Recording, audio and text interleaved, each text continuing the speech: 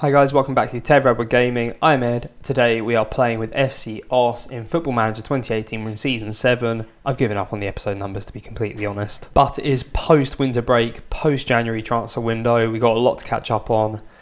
And it might be the end of our Eredivisie campaign.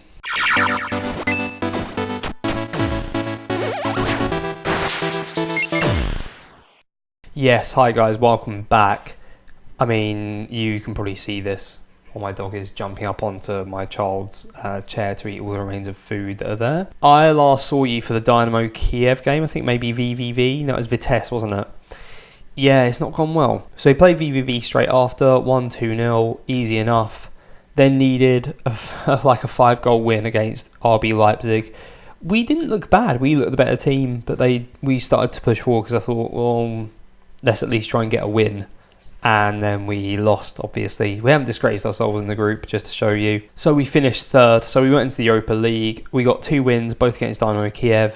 It was a shame, but we were drawn in a really tough group. These were 2 of last year's Europa League finalists, obviously Man City and RB Leipzig. Probably Champions League regulars at this point. Well, definitely at this point in real life. So yeah, it's hard, but we'll be back again, maybe. I mean, it's not been going well. So straight after that, we played Go Ahead and drew 0-0, where we just didn't create anything, to be honest. And then 2 more games of not creating an awful lot. We got 2 goals against Willem 2, but we lost 1-0 to NAC and 3-2, both away games. And Willem 2, yeah, 3-2 to them. We just haven't looked good at all. I started to panic because this is not a good run of form. Admittedly, one's a Champions League, but a loss, then a draw in the league, then loss. Went away for our winter break, won 2 games there against complete randoms, don't really care. Then played Sparta and drew 0-0, where we just didn't have that final bit of quality to put teams to the sword. Should save that kind of chat for how to pirate FM18, to be honest. But yeah, didn't quite have the finishing touch there. Final ball, that kind of stuff just wasn't quite working. And then beat Groningen 3-2, where we sort of allowed them back into the game late, but we looked pretty convincing. Their goal came from nothing. We should have just been tighter defensively, really. So before I jump at the league, I mean, you can see where I'm up there anyway. I'm third at the moment. We play Valencia in the last 32 of the Europa League, which isn't great because we had Lyon last year and struggled a bit, and Valencia probably kind of similar in terms of stature, bit in the Spanish leagues, if not a bit bigger. So really got our work cut out for us yet again this year to progress. In terms of the league, it's pretty much gone unless we go on a winning run, I'd say. We play Utrecht today, who are above us. They have a game in hand. They're 4 points ahead. If we win, obviously we close that gap. They'll still have a game in hand. Herenveen, though, the team we're looking at the top of the table. They're on 53 points in 21 games. We're on 39 from 20, so even if we win, we're 11 points behind them. We do have to play them again, but then 8 points. And we have seen them the year they won it, that they did sort of try and throw it away a bit at the last minute. But I'm not confident. Basically, yeah, I'm just not confident. But to try and get through the really rough form we've gone through, I've realised that the team just hasn't been freshened up enough. So I've gone on a bit of a January transfer spree, so prepare yourself. I'll cover the ins in a second, because as you can see, we spent 9 million, but none of these names will be familiar. So there's no point even looking at them too much in detail right now until I actually get to them. But yeah, we still got a net gain over the year, but let's look at some of the outs first. So we've got a few loans here and there. Some of the notable ones being Peter Hassan, our backup right back, has gone out on loan to SC Canberra to get game time. Rick van der Linden has gone to Roda JC to get game time. That's in the Eredivisie, which is nice. Hopefully he'll play regularly. Other loans, Sveinsson, our defensive mid, gone back out on loan yet again because I just don't see us, well, spoiler alert, we've changed the formation ever so slightly, but we just had a few options in centre mid, so I decided to let him go out on loan, feature regularly, all that stuff. Mitchell Tawee, our left winger, has gone on loan. Who else? Edgar Ferres, who we brought in, has gone on loan. You'll see him in a second. And Van der Brink, our Dutch centre mid, has gone on loan to FC Twente as well.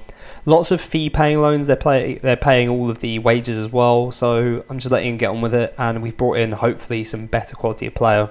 What I've skipped over there massively is David Birmingham has left for PSV. Long-time survivor of FC Os, right back, you might remember, just really solid. I love the guy. He's probably got a better rating this year than every other year. But I don't know, he's getting on a bit. I say getting on, but he's 23. He'll be 24 in summer. He's got a new contract, or he needed a contract for next season, the end of next season even, and I just think there are better options. I think it's time I need to start doing this, really, don't I? So people like Rodrigo Silva, who are performing, and like David Birmingham, like he's great, he's solid, but we should really be trying to take that next step now, and I really believe that. So I've allowed him to go for 2.5 million. It's a shame, but you know, got to be ruthless sometimes. Another player to leave is Florentino Balde, who started kicking up a fuss about wanting to go. Not sure why. He's gone to Belenenses, I don't know, in Portugal, basically. That one, you know the one. Not for a good fee. Only 525, potential up to 775. We got a future sell on as well, 30 or 40%. He just was being a brat, so I let him go. And this is the problem with FC Os at the moment. Our reputation is so small that we're like that was above his value. He was valued at about 200k. So we're getting derisory offers for everyone. So you have to like push and push and push, and they don't always increase. But yeah, Balde's gone defensive mid, and with another defensive mid going out on loan, you can guess that we're not playing defensive mid anymore. The final one to leave makes me a bit sad, but it had to happen. Xavier Moose has gone. He's just been sitting in our reserves. So he's gone to Roeselare. I think it's in the Belgian second division. He was so solid for us for such a long time, and to be honest, with Lindau playing how he's playing, I could have actually brought him back into the fold. He even played games for us. He was a regular in our first Eredivisie season. He even played a few games in the second one and looked good. I'll miss him. I might try and bring him back as staff one day, but I mean, I'm only going to be playing this for another few seasons, so it's not likely. But yeah, he was a good egg. Now on to the ins. So this guy, I'll jump into him quickly. £1 million, Thomas Patrick. He's just turned 18. He can't play this year because he's already played for Young, PSV and Willem too. I didn't really pay attention to that, so he's just sitting in the first team. Tried to move him to reserves, didn't like it, so I moved him back. Tried to loan him specifically to Willem too, didn't like it, so he's just going to sit and not play at all, which is really good. I don't ignore Carlos Malo because he was a misfiring young goalkeeper. He cost nothing, he's not doing anything, so he'll go fairly quickly. This one's quite nice though. Jiri Matusek, Czech, 18-year-old right back. He'll be 19 in September. Pretty similar stats to David Birmingham. I mean, he's got the same current ability that Birmingham had. I know stars aren't everything, but if you look at the attributes, they're all pretty similar. And he's 18, got potential to grow. He's fairly professional, good stamina, strength, relatively good height, teamwork, work rate good. He's okay going forwards, not really doing much with that at the moment. But yeah, some really good physicals. Mentals are also quite good and will improve. So yeah, I'm excited for him. He's our first choice right back now. So big signing for 2.3 million. Not our record, ridiculously. We've got a wonder kid. It is Milan Prazak, another Czech player, 18 years old. He will be 19 in September, a day before my birthday, which is nice. Ridiculous technique, passing, first touch, work rate, vision, composure, decisions. Physicals are pretty good. Pretty large as well, 185 centimetres, so over 6 foot. And this is why we allowed Van der Brink to go out on loan, because Van der Brink just hasn't performed. So I brought this guy in, and hopefully he will really just take us to that next level. He's valued at 3.3. These guys, unfortunately, have problems with their contracts. They wouldn't sign for anything that didn't include a minimum fee release clause, so I haven't signed them up with the extensions and all that stuff yet. I mean, I was expecting him to say he didn't want to sign a contract because he's not been here long. But he's saying that we're not good enough, Prazak. Yeah, so they got minimum fee release clause for foreign clubs. But I'm hoping to just re-sign him up to contracts soon. Well, it looks like Prazak might go for pittance, which is going to be an absolute nightmare. The final one we brought in, Edgar Ferez, another Uruguayan centre-back. So we've already got one in Boghossian. Ferez comes in, has gone straight out on loan to Duisburg. He looks good. He's a promising centre-back. Mentals are really good. Physicals are good. But he's just not going to get the regular game time. So I've sent him out to somewhere with good training facilities, somewhere he'll play at a decent enough level. So I'm hoping that works out. If not, then we'll just improve him and sell him. So that leaves the team for today looking like this. And as you can see, we've got two centre-mids rather than a strange defensive mid. So we've got Lindau in goal. We've got new right-back Matusek. We've got Cohen, Boghossian and Vasquez. Cohen's in because he's just asking more game time. I like him as a backup, so I need him to not be unhappy. Andrew Ives is almost back from injury, but his attributes have gone down a bit. I don't know if he'll ever be the same player. I'll give him a go because he just brought so much to the team, but I'm nervous about that. In the middle, we got Herenveen and Prazak. So Prazak moves forward from the defensive mid position. He's playing as a deep line playmaker on defend. Hopefully he'll very much just do a similar job to what Olarte is doing before him, because I think we're better with Olarte. But just sort of hanging back a bit. He's looked like he does in the match engine, so I quite like that. So yeah, hoping for good creativity in the middle to feed Silva and Son on the wings, and then Marta and Gretsen up front. I'm already shaking my head. So Silva, we've not been able to find a replacement for. Just no right wingers sort of at the level we're looking at. So Rahak is still on the bench. He's improving, 2-star. He's not far behind Silva. And obviously at 16, it's not too bad. But he's not quite the same player, although he's promising. He'll be good, but I just can't rely on anyone there at the moment. And then Gretsen up front is a source of anger. He scored 4 goals in the league this year. Yeah, he just got 2 assists, but before that, I mean, look at it. 6.4, 6.3, 6.3, 6.4, 6.4, 6.6. I sound like a terrible diving judge. So yeah, it's a bit of a nightmare. We've streamlined the squad yet again, and that's kind of it. We brought Stevic back from loan to cover centre mid. I was looking at signing another centre mid to allow Van der Brink to go out, but realistically, I didn't want to sign someone on deadline day when I had no idea if they were going to be any good. So Utrecht lining up with a 4-2-3-1. This really is an important game. I don't know if we got what it takes. It just looks like we've gone off the boil completely, and I don't know what to do, really. I've changed the formation. It looks a little better, but we're going to get caught out in Europe with it, but I'm far too lazy to change it around. And then on deadline day, we had all kinds of drama. Verheyen was getting bids. Van Boxtel, the young keeper, was getting bids. Schmidt was getting bids. Van der Brink was wanted by Newcastle like on a permanent deal. Marta was even bid for by Vitesse. So all of our players, like out of that, apart from Marta, everyone wanted to speak to the clubs in question. We go 1-0 down already. This is a farce. So yeah, it's been really hard work the last couple days on this. It's taken me a while just to get through from where I was. Even today, I played the transfer window deadline day for most of my journey home, which is a good hour. But Marta on the edge of the box gives it to Silva, swings it in. Sonner's at the back stick. He's literally a yard out and he's missed it. Oh, but this is becoming hard. Mentally, emotionally hard to deal with. It doesn't make me want to bring forward the end date. I'm still thinking 8 or 10. I thought it would be 10 because I thought we might be pushing Champions League, but if I stagnate massively and stagnate next season, then I don't know, we'll see. I know it's been really easy for a few years, but it's just been upsetting. Silva swings it in. Cohen at the back stick hits the bar. See, we're not creating much. What we are creating are really good chances, and we're just not quite putting them away. Gretsen's just crap. And Marta just isn't quite getting the service he'd normally get. I don't know what to do. So we get into half-time, 1-0 down. I aggressively tell them off. Been doing it a lot recently. Sometimes it works, sometimes it doesn't. We've just got so many players wanting to leave.